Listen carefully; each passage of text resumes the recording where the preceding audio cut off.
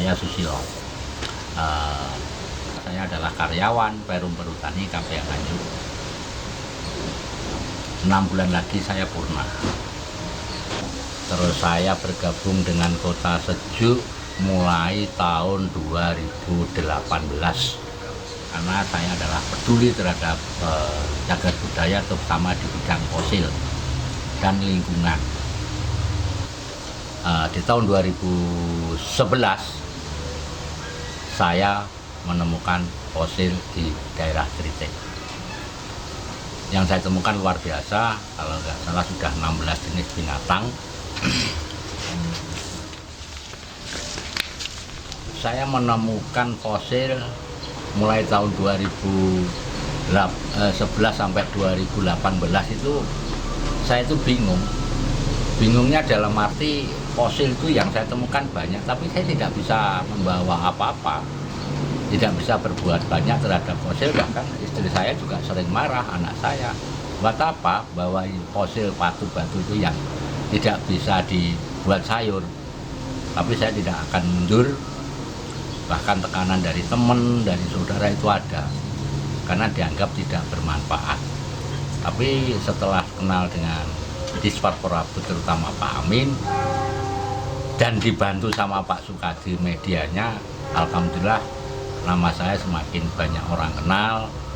Pertama perhatian dari Pemkab, terus ada perhatian, kita dikenalkan dengan BPSMP Sangiran, waktu itu masih balai, dan kajian-kajian mereka sudah banyak dan selalu mendampingi saya, teman-teman arkeolog dari BPSMP.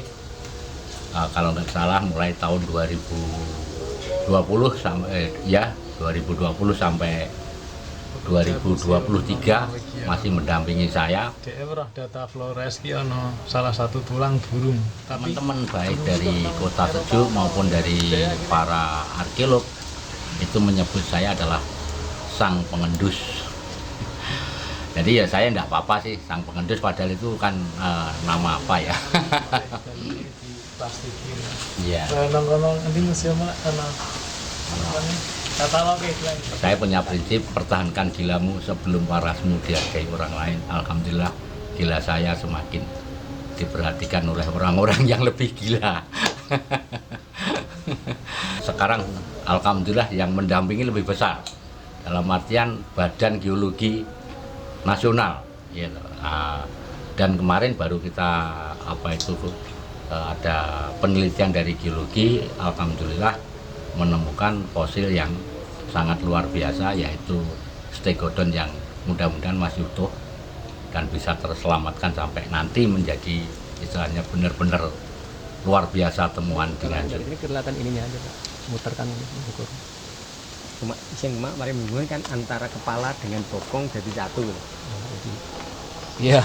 Lagi gini kan. Jadi di sini kita menemukan suatu kerangka gajah purba ya, jenis stegodon, dan itu terkonfirmasi dari karakter giginya. Itu sudah confirm itu stegodon, dan sekarang kita sedang mengejar posisi anatomisnya seperti apa, sampai sebaran fosilnya seperti apa. Dari beberapa waktu ini sampai sekarang hari ini kita sudah mendapatkan yang tersingkap satu rahang bawah mandibel dengan giginya, kemudian ada pelvis masih anatomis kanan kiri, kemudian ada scapula juga atau tulang belikat, dan juga beberapa rusuk. Jadi memang ini satu individu ya. Dan dengan kalau umurnya berapa Mas? Nah, kalau umur secara relatif kita hanya bisa membandingkan dengan situs-situs di sekitarnya ya. Kalau situs dengan sekitarnya itu paling nggak di sebelah baratnya ada situs Kedung Brubus yang datingnya sudah secara ilmiah sudah muncul sekitar 800.000 tahun yang lalu.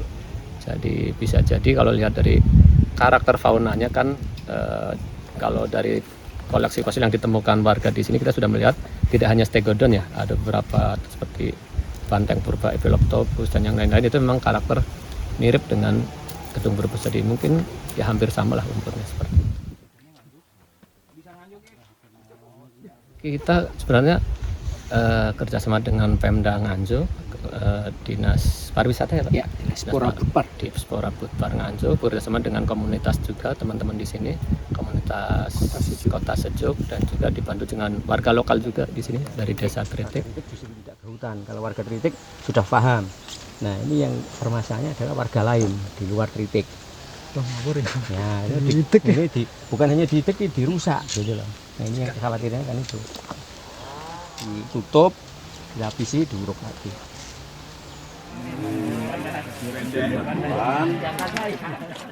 Kami sudah diskusi dengan tim dari Museum Geologi bahwa temuan fosil yang relatif cukup signifikan ini nanti akan kita amankan di lokasi karena memang kondisinya saya kira mengharuskan ini ya, tidak mungkin untuk diangkat saat ini. Berarti dikasih papan, Kak, semacam papan Ya, peringatan. yang terpenting fosil ini kita amankan di lokasi dulu dengan perlindungan, diberikan penguatan sehingga nanti pada saat dibutuhkan nanti kondisinya masih tetap aman.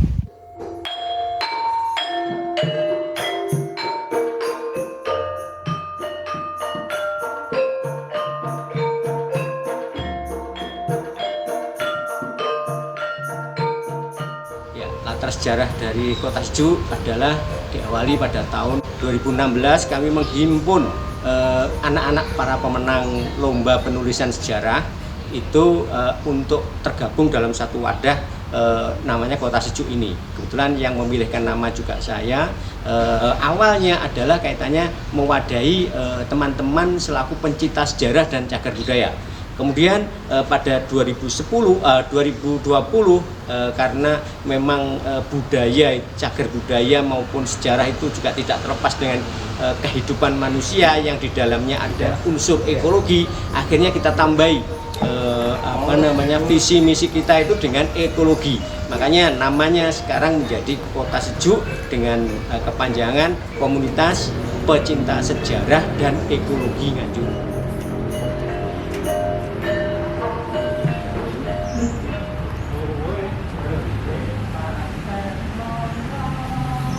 Ya, adapun kegiatan dari Kota Sejuk ini ada beberapa, di antaranya adalah satu kegiatan sambang situs atau sambang lokasi-lokasi sejarah. Ya, kemudian yang kedua kegiatan kami juga ada berupa kegiatan penyelamatan.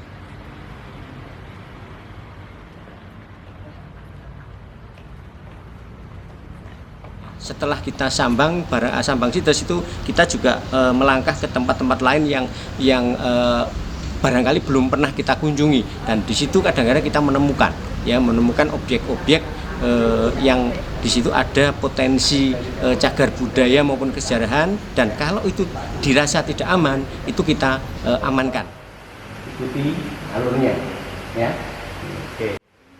Tetapi kalau dirasa itu aman, itu kita dokumentasikan, kemudian kita catat titik koordinatnya dan sebagainya, nanti akan dikoordinasikan dengan lembaga terkait, ya, diantaranya dengan Dinas Spora Budpar di Kabupaten Nganjuk, ataupun nanti kita sampaikan kepada teman-teman lain, baik itu di BPK wilayah 11, ya, kemudian BRIN. Kalau melibatkan temuan-temuan fosil itu kami sampaikan juga ke teman-teman dari Museum Sangiran.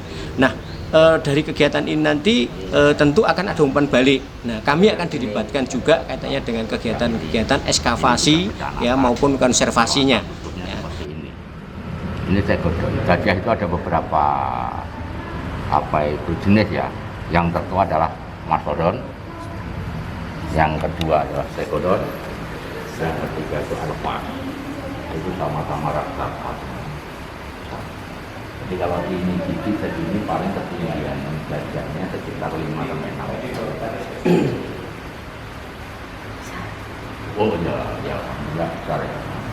Mungkin kalau masih itu kita tidak dapat tempat. Nenek moyang kita itu satu hal yang hebat itu adalah dari kebiasaan ditengeri, kemudian dicatat dalam ingatan, dan akhirnya mereka berkembang menuangkan dalam bentuk teknologi. Ini bagian dari teknologi sebenarnya. Ada yang tahu ini namanya apa, Dedek? Ada tiga. Ini adalah batu Kolomongso. Ya, batu Kolomongso itu apa? Ini fungsinya dulu adalah untuk menghitung kalender Jawa pada saat itu, kalender kuno pada saat itu. Kita untuk bisa menghitung masa tanamnya kapan, ya, masa penghujannya kapan, masa kemarau kapan, ya, untuk dengan dibandingkan dengan lintang ya yang ada di atas, bintang yang ada di atas. Jadi ini masih era klasik yang pertama. Jadi orang sudah mulai berbudaya tapi masih sangat sederhana banget. Ya. Pada era-era klasik awal ataupun era prasejarah akhir itu orang mulai percaya bahwa roh itu ikut berperan di kehidupan mereka. Ya. Nanti berkembang pada akhirnya di Jawa ini ada satu kepercayaan pada yang sang khalik ya, walaupun belum terejawantahkan dalam bentuk agama, ya, itu yaitu kepercayaan kapitayan, sudah mengakui adanya kekuasaan Tuhan yang Maha Kuasa. Kita awal sudah berbudaya dengan ya.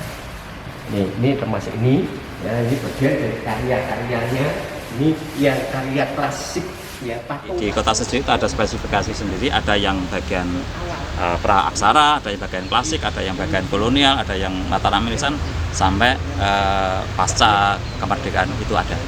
Nah, berarti motif di batu ini tuh ya sama kayak di kain jeruk. Betul. Jadi beberapa ornamen. Ya, selama kami gabung dengan Kota Sejuk, banyak yang sudah kami lakukan bersama tim, yaitu terutama penggalian dan pengkajian tentang cagar benda yang diduga cagar budaya yang ada di Kabupaten Nganjuk, yang jumlahnya cukup banyak di 20 kecamatan itu, mulai dari prasasti, kemudian dalam bentuk-bentuk fragmen ya, seperti beberapa tahun yang lalu itu ditemukan talut, kemudian ditemukan candi di Banjarsari. Nah, dari semua hasil temuan itu kemudian kami kaji bersama-sama, kami seminarkan. Dari hasil seminar itu kami tawarkan kepada dinas terkait untuk disusun menjadi buku. Selanjutnya kami juga di dalam era klasik ini, kami yang berhasil telah meluruskan sejarah ya. Nah, penelusuran sejarah pertama yang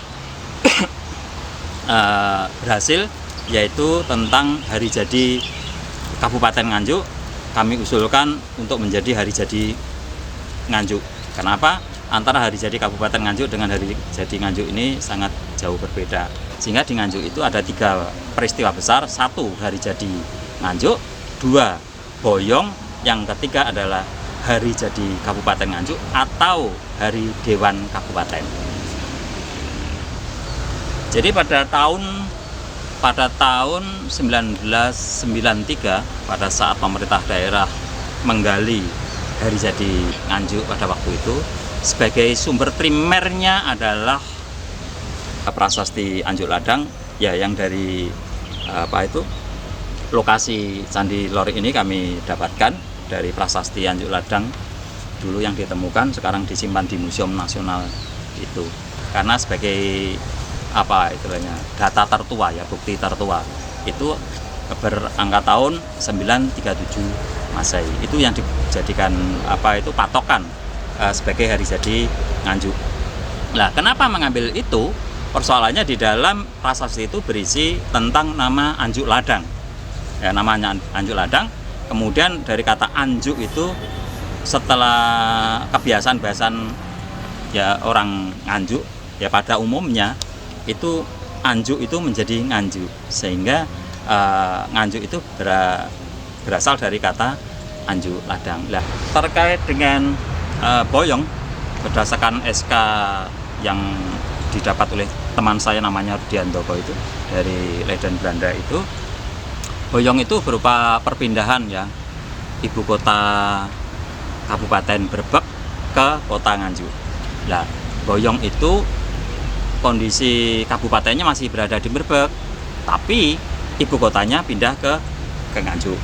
Yang dulu Boyong itu ada pada tanggal 9 April, kemudian kami luruskan bersama teman-teman, itu jatuh pada 6 Juni tahunnya dulu 1880. Nganjuk menjadi kabupaten itu 1 Januari 1929. Ini juga ada SK-nya.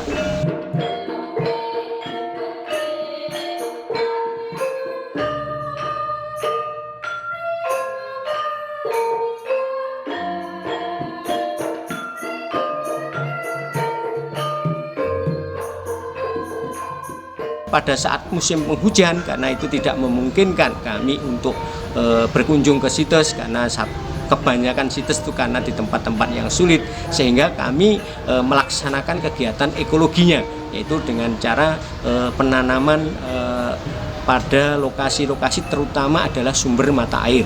Ya, sementara ini kami sudah menyelamatkan 17 sumber mata air. Ya. Mulai dari gresek atau mencari biji-bijian, ya, kemudian kita semai, kita tumbuhkan dalam polybag, ya, kita rawat sampai nanti layak kita tanamkan di lokasi-lokasi yang menjadi sasaran. Nah, demikian juga nanti teman-teman dari komunitas pembibit di wilayah Nganjuk Selatan maupun Timur, produksi mereka yang sudah off date itu ya, itu akan diberikan kepada kami untuk bisa ditanam di tempat-tempat sumber mata air itu. Nah, itulah sebabnya kami bisa menjalin kerjasama dengan berbagai lintas, baik itu pemerintahan seperti Perhutani, ya, cabang dinas kehutanan, ya, dengan LH, ya, maupun kelembagaan lain sesama komunitas ekologi. Itu kami selalu senantiasa bekerjasama dan saling membantu untuk bagaimana Nganjuk ini bisa hijau royo-royo dengan kondisi yang iklimnya akan menjadi semakin dingin. Katakanlah kalau bantuan itu pernah ada, memang ada, tetapi itu untuk bantuan sosial. Tetapi mayoritas yang kami laksanakan selama ini adalah merupakan permodalan atau dana dari anggota sendiri. Kami memang benar-benar pure, ini adalah sebuah kegiatan sosial yang kami inginkan bahwa pohon, ya, yang kita tanam itu menghasilkan oksigen, dan itu tanaman itu akan mampu bersolawat atau bertasbih untuk kita.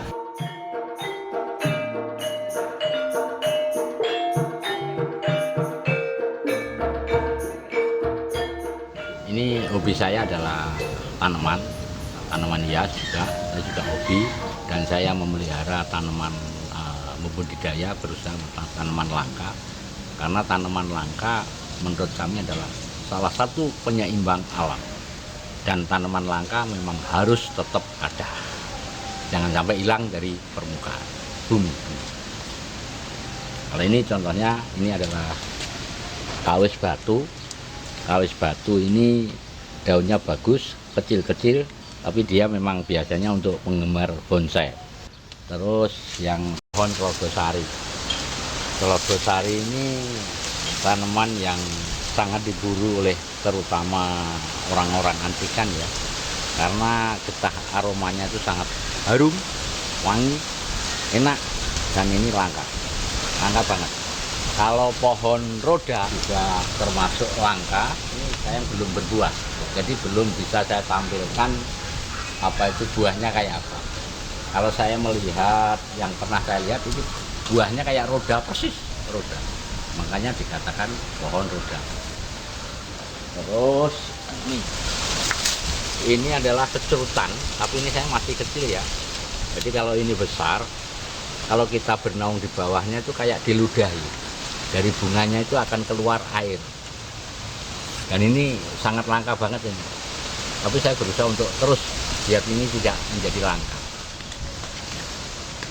Prinsip saya, kalau saya belum bisa mempengaruhi orang sebanyak-banyaknya terhadap lingkungan, itu bukan keberhasilan saya. Tapi kalau orang sadar akan betapa pentingnya pohon, betapa pentingnya air, dan itu semua sadar, itu baru keberhasilan saya. saya berpedoman dari alamlah saya akan dapat segala-galanya. Dari alamlah saya sehat, dan alamlah yang membuka rahasianya terhadap kita. Karena saya bisa hidup, saya bisa menghirup oksigen, bisa air yang layak, itu adalah saya dapat warisan dari nenek-nenek kita. Saya harus juga mewariskan terhadap anak cucu saya. Yang hidup layak, oksigen banyak, air banyak.